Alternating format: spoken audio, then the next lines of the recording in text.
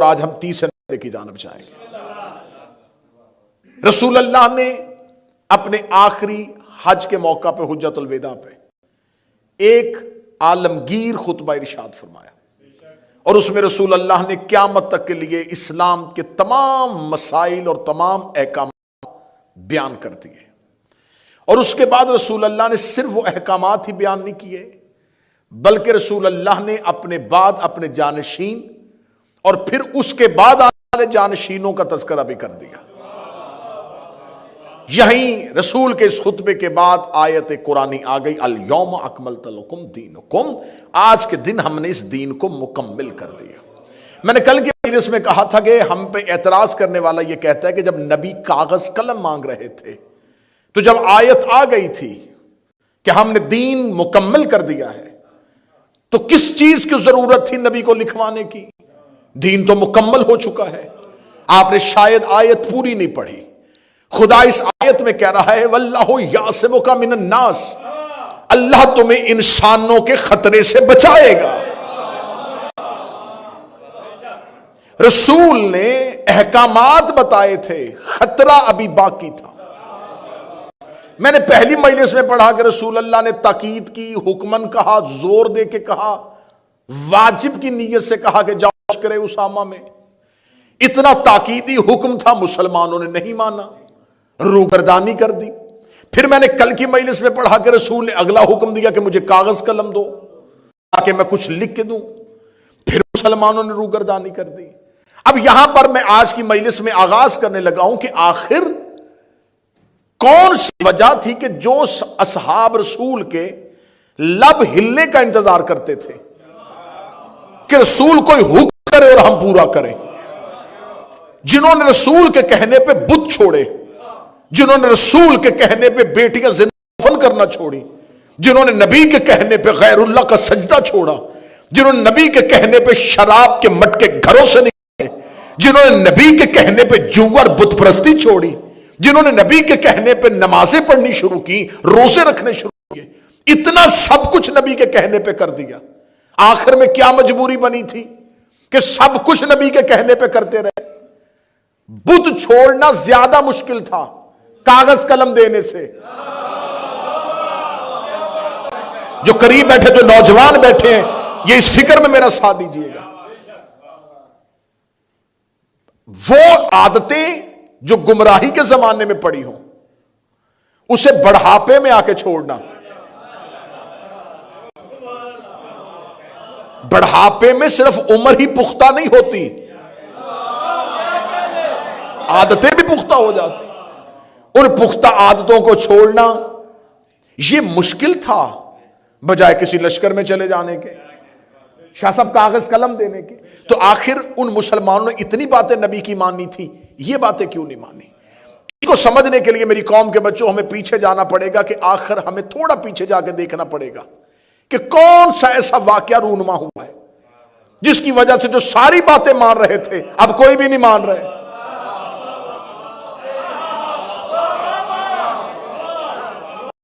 جو نبی کے اشارے کو سمجھتے تھے، نبی کہتے تھے 2 رکعت، وہ 2 پڑھتے، 4 پڑھو 4، 3 پڑھو 3 پڑھو، یہاں 7 چکر لگاؤ 7، اتنی باتیں مانتے تھے۔ کیا ہو گیا تھا کہ نبی کہہ رہے اور وہ نہیں مان رہے؟ اس کا مطلب ہمیں دیکھنا پڑے گا کہ قریب قریب کون سا واقعہ رونما ہوا۔ تو جب یہ نبی کی باتوں کا انکار کر رہے تھے، ان سے 70 دن پہلے نبی نے علی کی مولایت کا اعلان کیا۔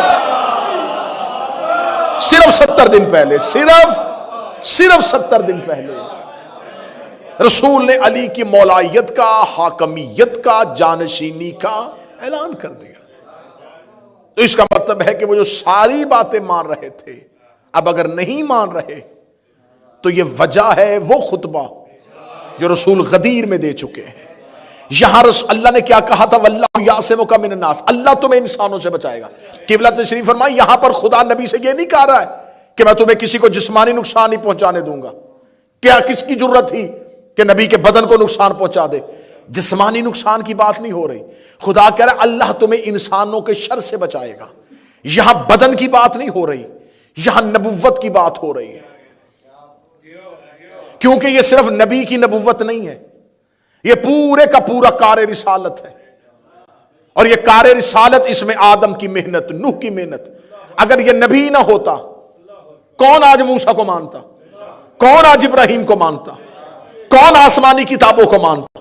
یہ وہ نبی تھا جس نے توریت بھی منوائی، انجیل بھی منوائی، زبور بھی منوائی، موسیٰ بھی منوایا، یوشع بن نون بھی بنوایا، ابراہیم بھی بنوایا، اسماعیل بھی بنوایا. اس کا مطلب ہے اس نبی کی زندگی کے اندر سارے نبیوں کی زندگی بند تھی. اس نبی کے اندر پورا اسلام بند تھا.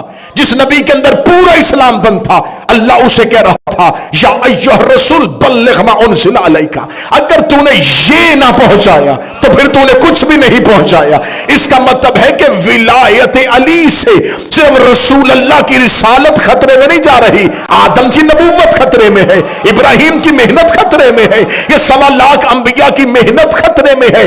خدا کہہ رہا ہے کہ اگر تو نے یہ نہ کیا تو کچھ بھی نہ کیا، یہ نہ کیا تو کچھ بھی نہ کیا. یہ فرق ہے نبی میں اور امت میں. اللہ نبی کو کہتا ہے اگر یہ نہ کیا تو کچھ بھی نہ کیا. جو نہ کرنے سے اللہ کہہ رہا ہے کہ تو نے کچھ بھی نہیں کیا. امت نے سب کچھ کیا، بس وہ نہیں کیا.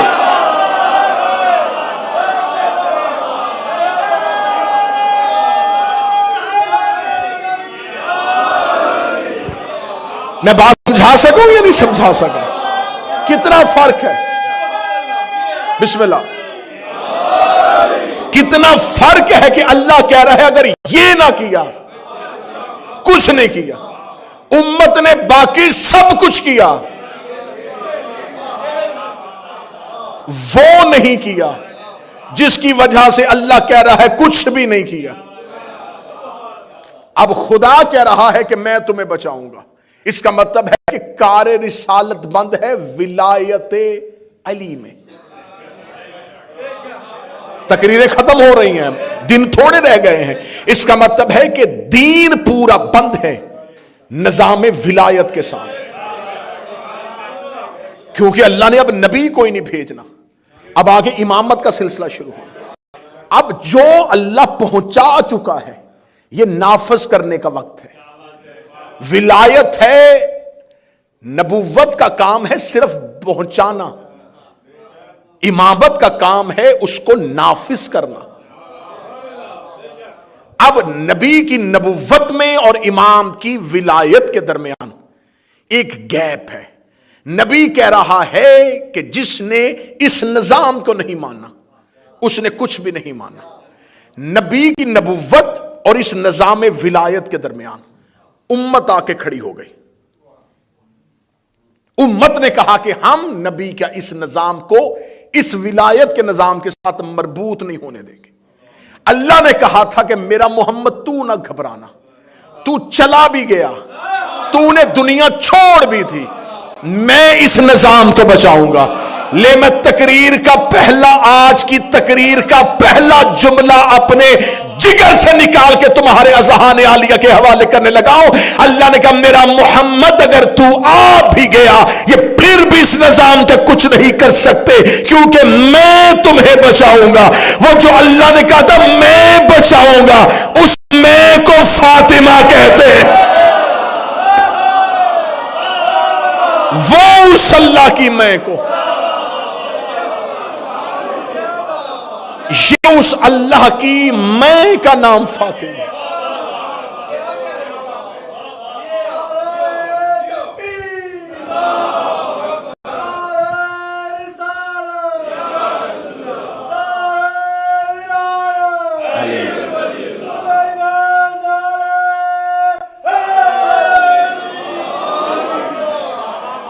اس میں کا نام فاطمہ. اللہ نے اللہم صلی علی محمد، اللہ نے اس فاطمہ کے ذریعے وعدہ اللہ نے کیا، پورا زہرا نے کیا. میں تحریک سیدہ پڑھ رہا ہوں، میں انقلاب زہرا پڑھ رہا ہوں. خدا نے کہا تھا میں بچاؤں گا، اس میں کے وعدے کو پورا کرنے کے قبلہ اعظم ولایتی صاحب تشریف فرما ہے، رونق مجلس ہیں۔ مذہب جعفریہ کے ہاں یہ حدیث معتبر ہے، غیر شیعہ کے ہاں اس حدیث کو لکھا گیا ہے لیکن اتنے تواتر کے ساتھ نقل نہیں کیا گیا جس طرح شیعوں نے مانا ہے، لیکن یہ غیر شیعہ کی کتابوں میں بھی یہ حدیث موجود ہے۔ نبی نے ایک حدیث سے قدسی کو بیان کیا، نبی نے فرمایا اللہ نے مجھے کہا تھا لولاک لما خلقت الافلاک، میرا محمد اگر تو نہ ہوتا۔ یہ شیعوں کے ہاں مستند ہے، اس پہ شیعوں کے ہاں کوئی جھگڑا نہیں ہے، سب شیعوں نے اسے صحیح مانا ہے کہ یہ صحیح ہے اور تواتر کے ساتھ یہ نقل ہوئی ہے اور اسے حدیث قدسی کی حیثیت ہے۔ اگر آپ نے ہزاروں دفعہ سنی ہے لیکن آپ نے آدھی سنی ہے، میں پوری پڑھنے لگا۔ فرمایا میں زمین و آسمان پہ کچھ نہ بناتا اگر تجھے نہ بناتا، کیونکہ یہ سب کچھ تیری وجہ سے، اگر تو نہیں ہوگا تو اس نظام کو چلائے گا کون؟ یہ نظام ہستی، یہ نظام ہست و بود، یہ نظام گیتی، یہ نظام آب و گل، یہ قائم ہی تیری وجہ سے، کیونکہ تو اس کا رسول ہے۔ پھر خدا نے فرمایا میرا محمد اگر میں علی کو خلق نہ کرتا تو تجھے بھی خلق نہ کرتا۔ یہاں معاذ اللہ نبوت کو کمزور یا مفضول نہیں کیا جا رہا، یہاں اعلیٰ کیا جا رہا ہے کہ اگر یہ علی نہ ہوتا تو تو نے جو نظام پہنچایا تھا اسے لے کے کون چلتا؟ تو اگر اس نظام کو میں نے آگے نہ چلانا ہوتا، میں تجھے نہ بناتا، کائنات نہ بناتا اگر تو نہ ہوتا، تجھے نہ بناتا اگر علی نہ ہوتا۔ قرآن یہاں لے آؤ، میں سر پر رکھ کے حدیث پڑھتا ہوں، فرمایا اگر فاطمہ نہ ہوتی میں تجھے اور علی دونوں کو نہ بناتا۔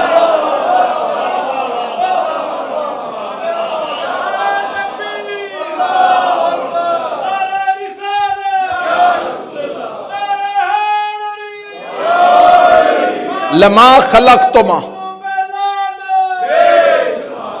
لما خلقتما، میں تم دونوں کو نہ بناتا اگر زہرا کو نہ بناتا، اس لیے کہ تو نے پہنچانا ہے، علی نے نافذ کرنا ہے، زہرا نے بچانا ہے۔ اس کا مطلب ہے کہ اس کائنات میں زہرا کی حیثیت ایک بیٹی کی نہیں، ایک زوجہ کی نہیں، ایک ماں کی نہیں، بی بی کو اللہ نے وہ منصب دے کے بھیجا ہے جس سے اس نے نبوت کو بھی بچانا ہے اور امامت کو بھی بچانا۔ تحریک سیدہ سنیے گا، انقلاب زہرا سنیے گا، یہ ہے مشن زہرا، یہ ہے سیدہ کو زمین پر اتارنے کا مقصد۔ اس وجہ سے اللہ نے زہرا کو زمین پر اتارا تاکہ وہ اس نظام کو بچا سکے۔ اب آئیے تاریخ کا سفر کرتے ہیں کہ بی بی نے اس نظام کو بچایا کیسے۔ نبی نے پہنچا دیا اور اعلان کر دیا کہ یہ نظام اب آگے چلے گا۔ امت اس نظام کے سامنے آ کے کھڑی ہو گئی کہ یہ جو تو نے غدیر میں کہا ہے نا، ہم اس نظام کو نافذ نہیں ہونے دیں گے۔ اب نبی کا کام تھا صرف پہنچانا، اب اگلے آنے والے امام کا کام تھا کہ اسے نافذ کرنا ہے۔ اب امت کے سامنے نبی نہیں آیا،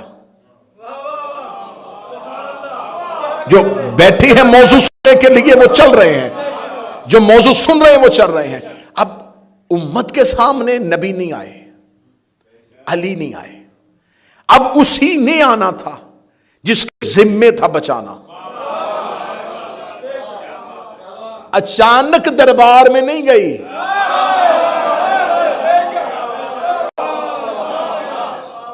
زمینی ملکیت کے لیے نہیں گئی،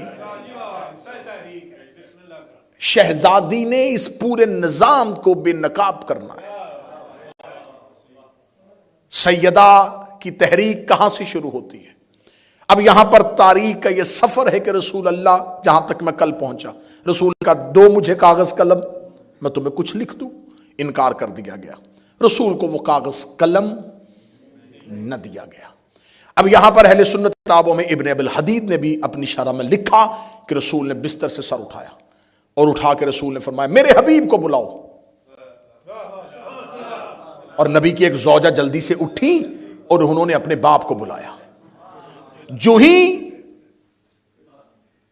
صاحب شارح نہج البلاغہ ابن ابی الحدید کہتا ہے کہ جو ہی وہ شخص جسے نبی کی ایک زوجہ نے، جب نبی نے کہا میرے حبیب کو بلاؤ، اس نے اپنے باپ کو بلایا، نبی نے چہرہ پھیر کے کہا میرے حبیب کو بلاؤ۔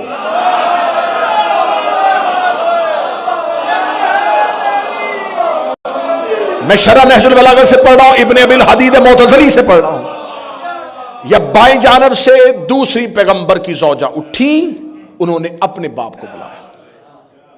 نبی نے سارا آسمان کی طرف کر کے کہا کوئی میرے حبیب کو بلا۔ جب دونوں بزرگ شرمندگی سے حجرے سے نکل رہے تھے، زہرا نے دروازے پہ کہا یا علی بابا بلا رہے ہیں، یا علی آپ کو بابا بلا رہے ہیں۔ حق وہ ہے جو غیر کی زبان سے نکلے، آپ کو بابا بلا رہے ہیں۔ رسول اللہ نے مولا علی کو بلایا، اور رسول اللہ نے اپنے دونوں ہاتھ بستر پہ بیماری کی وجہ سے لیٹے ہوئے تھے، رسول اللہ نے شدت مرض کو چھوڑا اور اپنے دونوں ہاتھ مولا علی کے بلا تشبیہ کاندھوں پر رکھے۔ کاندھوں پر رکھنے کے بعد اپنی چادر کو اپنے اور علی کے سر کے اوپر دیا، اور جو انہوں نے نہیں لکھا تھا وہ علی کو سنایا۔ کوئی بندہ بیٹھا ہے جو محنت کی قدر کر سکتا ہو؟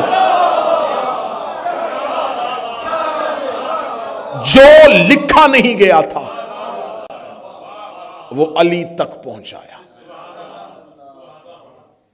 کافی دیر نبوت اور امامت ایک دوسرے کے ساتھ یوں ہی بغل گیر رہی۔ آخر مولا امیر المومنین نے رسول کو سہارا دے کے رسول کا سر مبارک تکیے پر رکھا۔ یہاں پر ایک مجھے روایت کا اور پوسٹ مارٹم کرنا ہے۔ کہا جاتا ہے جی نبی نے آخری وقت میں ایک صحابی جس کا نام ابو بکر ابن قحافہ تھا، اس سے اپنی جگہ پہ مصلی عبادت پہ نماز جماعت کی امامت کے لیے کھڑا کیا تھا۔ بڑی خندہ پیشانی سے جملے سنیے گا، بڑے یقین سے سنیے گا، بڑے اعتماد سے سنیے گا۔ آپ کا نوکر، میں نے اسپیشلائزیشن ہی اسی کام کے لیے کی ہے۔ انہی چیزوں کو ہم بڑے آرام سے ایسی میٹھی دوائی دیں گے جی، انہیں غصہ ہم نے نہیں کرنا، ناراض ہم نے نہیں ہونا۔ کیوں؟ اچھا رسول اللہ نے انہیں کیا دیا جی؟ رسول اللہ نے انہیں اپنی زندگی میں اپنے مصلی پہ کھڑا کر دیا۔ واحد ایک نس ہے خلافت کو بچانے کے لیے۔ جب بھی کسی سے پوچھا جائے کہ ان کی خلافت کی دلیل، ایک واحد یہ نس ہے جو لے کے آتے ہیں کہ ان کی خلافت کی نس یہ ہے کہ رسول اللہ نے انہیں اپنی زندگی میں اپنے مصلی پہ کھڑا کیا تھا۔ ٹھیک ہے، ہم آپ کی اس نس کو تسلیم کرتے ہیں۔ آپ یہ بتائیں کہ کیا آپ کے پاس وہی دین ہے جو نبی نے دیا تھا؟ سنو جی ہمارے پاس وہی دین ہے۔ اگر آپ کے پاس وہی دین ہے تو کیا آپ کے مذہب میں امام جماعت کی کوئی شرط ہے؟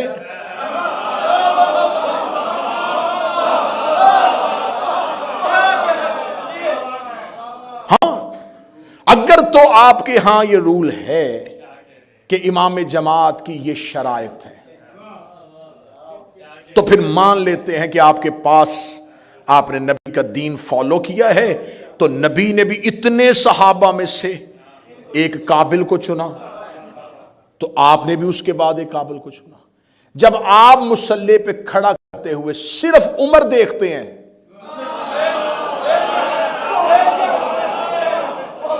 کوئی قابلیت نہیں دیکھی جاتی، صرف ہمارے ہم مذہب جعفریہ میں پیش نماز کی شرطیں ہیں، ہم شرائط پوری ہوں تو مصلی پہ کھڑا کرتے ہیں۔ جہاں بغیر شرطوں کے 2 رکعت کا پیش نماز نہیں رکھتے، امام کیسے بنا سکتے تھے؟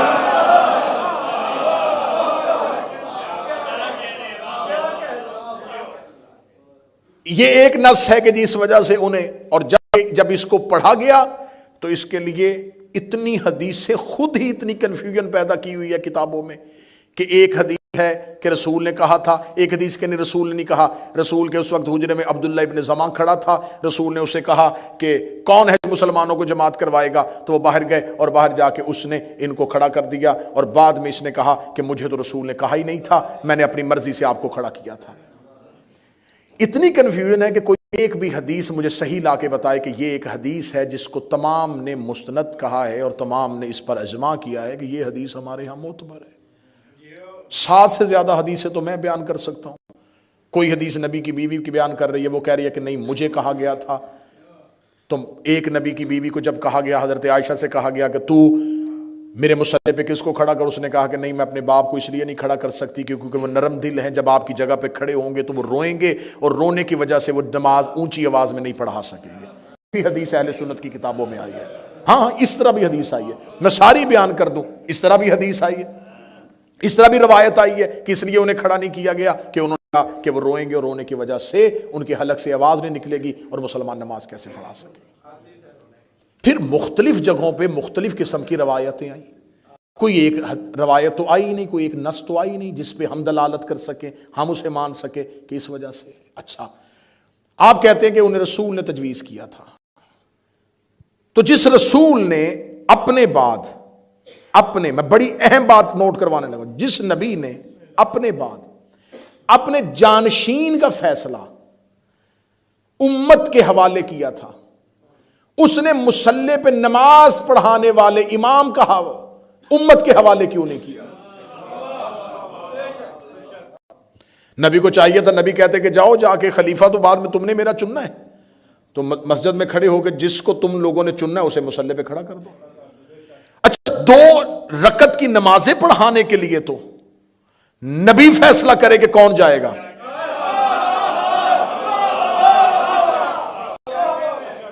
اب دونوں صورتوں میں سے ایک صورت ہے کہ اگر نبی نے انہیں چنا تھا تو پھر ماننا پڑے گا کہ نبی اگر اپنی ایک نماز پڑھانے کے لیے اپنے مصلی پہ خود فیصلہ کرتے ہیں کہ کون پڑھائے گا، تو پھر اپنے بعد اپنے جانشین کا فیصلہ بھی انہوں نے کرنا تھا کہ کون جائے گا۔ اور اگر نبی نے جانشین کا فیصلہ نہیں کیا تو پھر امامت بھی غلط ہے۔ پھر دوسری بات ہے، تھوڑی دیر پہلے نبی کہہ رہے کاغذ قلم دو، اور انہی میں سے ایک شخص کہہ رہا ہے کہ انہیں ہذیان ہو گیا ہے، اور جب انہوں نے کہا اسے کھڑا کر دو، انہوں نے کہا آپ ٹھیک ہو گئے ہیں۔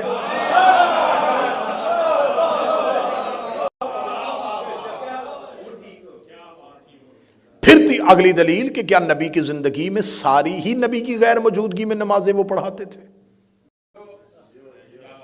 جب رسول سفر پہ جاتے تھے تو ہر نماز تو نبی نے، جب رسول مدینہ سے چلے جاتے تھے کسی نہ کسی سفر میں جاتے تھے، اتنے غزوات کے اندر رسول گئے تو اپنے بعد رسول کسی نہ کسی کو تو کھڑا کر کے جاتے تھے کہ تم میرے بعد مدینے کے لوگوں کو نماز پڑھانا، تو پھر چاہیے تھا وہ سارے ہی آتے۔ بھئی اگر خلیفہ بننے کی شرط یہی ہے کہ جسے نبی نے اپنی زندگی میں مصلی دیا ہو تو سب سے پہلے ابن مکتوم کو آ جانا چاہیے تھا کہ مجھے نبی کہہ کے گئے تھے کہ تو بھی نماز پڑھا۔ سارے وہ صحابی آ جاتے جنہیں نبی نے اپنی زندگی میں کہا تھا کہ تم نماز پڑھا دو، تو پھر یہ فیصلہ آخری والے پہ کیوں ہوا؟ اچھا نماز پڑھانے کے لیے ٹائم زیادہ لگتا ہے یا بستر پہ رات سونے کا ٹائم زیادہ ہوگا؟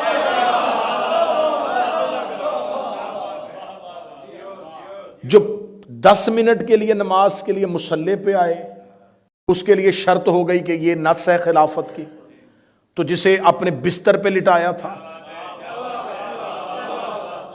اچھا مسلمانوں کے آگے نماز پڑھانا یہ زیادہ آسان کام ہے، مشکل کام ہے، یا سورہ توبہ لجا کے مشرکوں کو سنانا یہ مشکل کام ہے؟ تو یہی صحابی لے کے گئے تھے، آدھے رستے میں علی نے پکڑی ہے۔ ہاں ابن عزی نے لکھا ہے، اسحاق نے لکھا ہے، تمام مورخین نے لکھا، آدھے رستے میں گئے تھے یا پیچھے سے علی گئے، فرمایا رسول نے حکم دیا یہ مجھے دے۔ کیوں؟ رسول نے تو مجھے بھیجا ہے۔